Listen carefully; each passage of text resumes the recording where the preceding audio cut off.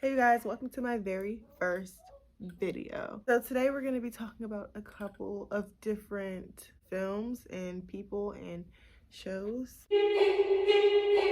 If you don't know already, I do have a Squid Game video on my other channel, so check that out as well if you want to see a little commentary. I'm still getting comfortable with the camera and talking about these things, but I know on this channel I can be way more comfortable and way more of my vibe rather than getting super dressed up and all that other stuff, because at the end of the day that's not really me. Like, this is how I dress, like baggy overalls, like life of a writer. Okay, so first things first, let's talk the Purge series, okay? So I've seen every single Purge movie. Actually, I have not seen like the Forever Purge. I have not seen that yet, and I don't know if I'm gonna see it yet, but here's the thing, like my thing with Purge is like I live for the people who are trying to navigate themselves throughout the Purge. Like I live for that. So the first Purge, for example, that one was one perspective of like a rich family. Why don't you guys kill someone tonight? Because we don't feel the need to, Johnny. Just remember all the good the Purge does. We'll be fine just like always. No worries, okay? It showed one perspective. And then in the second one, you saw a couple of different perspectives of people who just happened to be out and about on Purge night. Night allows a release. America, a nation reborn. Just drive. Stick to the plan. The third one, different perspective, except this time it was a higher up government kind of situation. I want men in all these rooms. We got eyes and ears on everything. All right, let's begin. This is your emergency broadcast system announcing the commencement of the annual Purge. Like all of these movies, I live for the fact that we're seeing people go through what they're going through during Purge and right before the Purge. Same with the first Purge, not the first movie, but the first Purge, the one where it was like they were in Staten Island. Same with that one. They showed the perspective of lower class people and like how it all started. Our neighborhood is under siege from a government who doesn't give a shit about any of us. At the siren, all crime, including murder, will be legal for 12 hours. There's a lot of good people out there who we're gonna have to protect. All emergency services will be suspended. So when I saw the series, I really didn't know what to expect. There's 2 seasons and they canceled after that, and I understand why. I adored the first season. It was perfect. It was great. Some things could have been done better. Some things I'm still confused about. Maybe they continue on with that in the second season. I don't know. The downfall, I feel like they say on Google that it was because like it got too expensive and whatever the case is, but I'm not sure how I feel about that, because yeah, sure. Okay, so I didn't finish watching the second season, so I can't really say anything, but what turned me off was they were showing the perspective of what's happening after the Purge has already happened. And like I said earlier, I live for what happens during the Purge. And even though they did show some of those scenes, and I did love the fact that they showed the perspective of a robber, this time of robbers, instead of just people who are killing, they showed the perspective of robbers as well. I know it gets deep. I know it probably gets more in depth with things. And I see a lot of familiar faces in season 2 as well. But it just has not caught my interest. Like, it's completely turning me off just because of the fact that it's not what I'm living for, you know? So like in the first season, I'm really living for what they're going through during the Purge, from the very beginning, from when the first siren goes off to the last siren. Like, that is what I'm interested in, and the first season delivered. And that's what I loved. And they gave you so many different perspectives in that season. And I'm just like, why would they cancel this show? Why would they stop this show? Like I said, moving into season 2, it was just, I don't know. Let me know, because I don't see, like I could kind of see where they're going with it, but it's not my vibe at all. Like, it's not what I'm living for. So therefore I stopped watching it. It might get better. They might show the perspective of the Purge during the season. I don't know. Like, I think if anything, someone should let me know if I should continue watching it. But from what I've seen, I watched the first 3 episodes and I'm like, this is cool. Like, I like the different perspective of the bank robbers. but it's not giving what I wanted to give. So therefore I turned it off and that was it. All in all, I love The Purge. The Purge is like one of my favorite like horror movies, thriller movies, whatever you want to call it. And I really enjoyed it. I really enjoyed the movies and I enjoyed the first season of the series. So yeah, I never wanted The Purge to end. Like after the first Purge, like the first Purge with the Staten Island when it first happened, after that one, I didn't know that they were gonna come out with more, and like I just adore that. Like I love how they kept going. And in my humble opinion, they should definitely make like a video game out of The Purge, and like so that people can actually experience it themselves.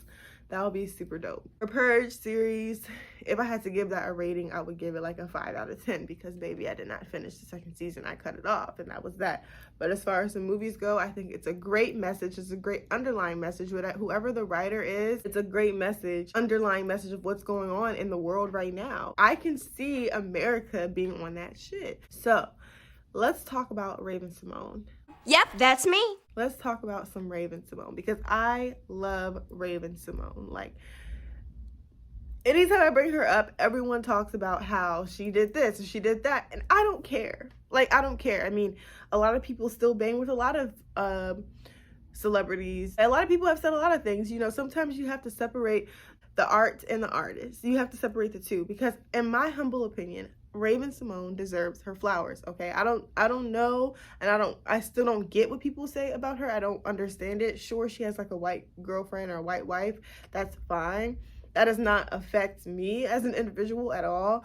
All I know is I grew up watching Raven and I still watch her to this day. Whenever she appears in anything, I'm watching it. Like what she does with her fans in mind, and I adore that. I mean, have you guys seen Raven's home? Like, she's pretty much taking that. The people who watched That's the Raven as a kid, like me, and then they watch Raven's Home 20 years later, and it's like we're all going through, like not all of us are going through this, but some of us are parents just like her in this series. Some of us are single moms just like her in this series, and I bang with that. And just the FYI, Raven isn't in Raven's Home, she isn't a single mom. She's more so just like a divorced, you know. Her and Devon got married. If you do not know that, her and Devon from That's the Raven got married, and they had kids, and that's what Raven's Home is about, their kids, her and their kids, because Devon is not in the picture. He is sometimes, but not really. But we all go through that, right, as moms.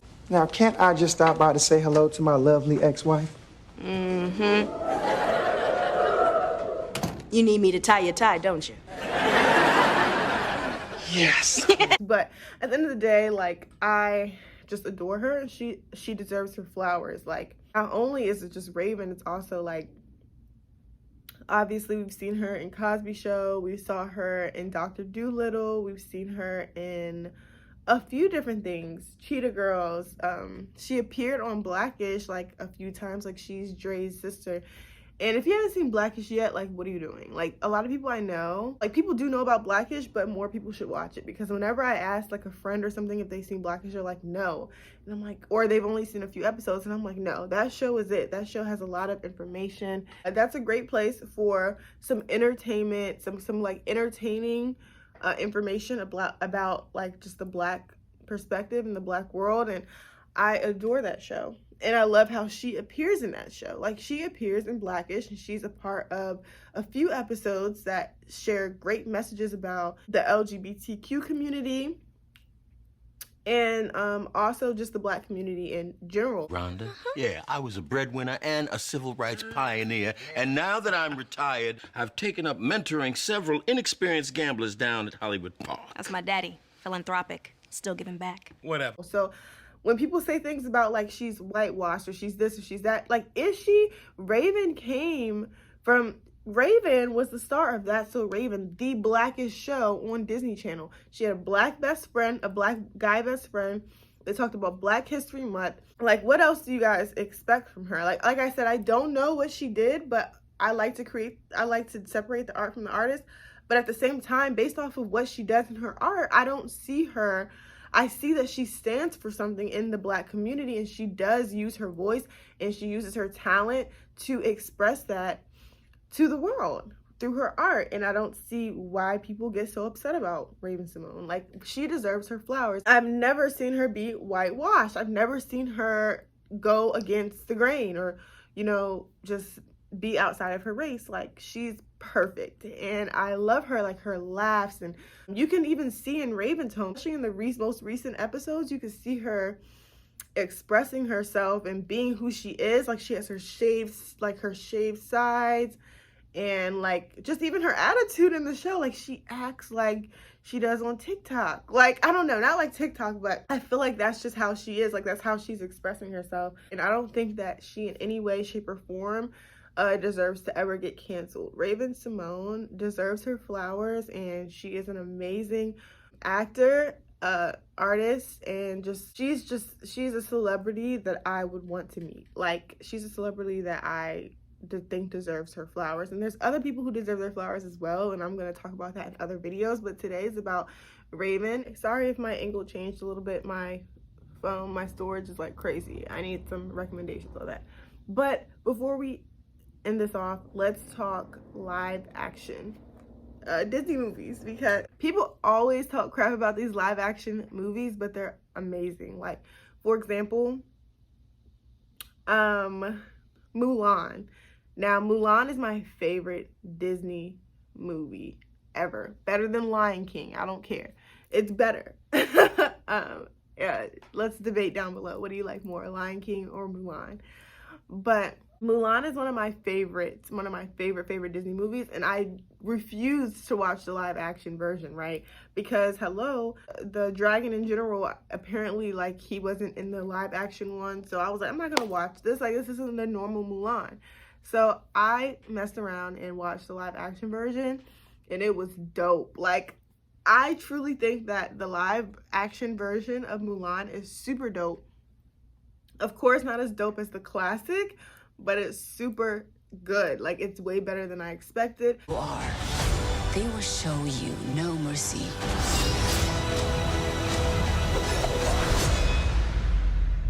I'm Hua Mulan. I will bring honor to us all.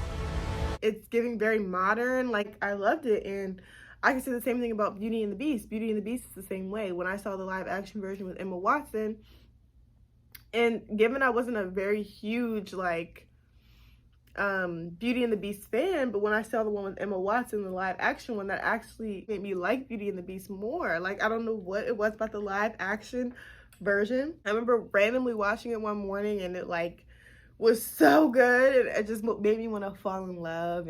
But all in all, I think we should give these live action versions a chance. Now, given I have not seen the Lion King live action version yet, that's okay, because I don't know, like, I'm not, like, I'm in the same position that I was about Mulan, and even like any live action movie, like, I'm just like, I don't know if I want to watch this. I don't want it to ruin it for me. But then again, I really did like the live action of Mulan and Beauty and the Beast, so I don't know. That would be so dope if they came out with like a Emperor's New Groove live action.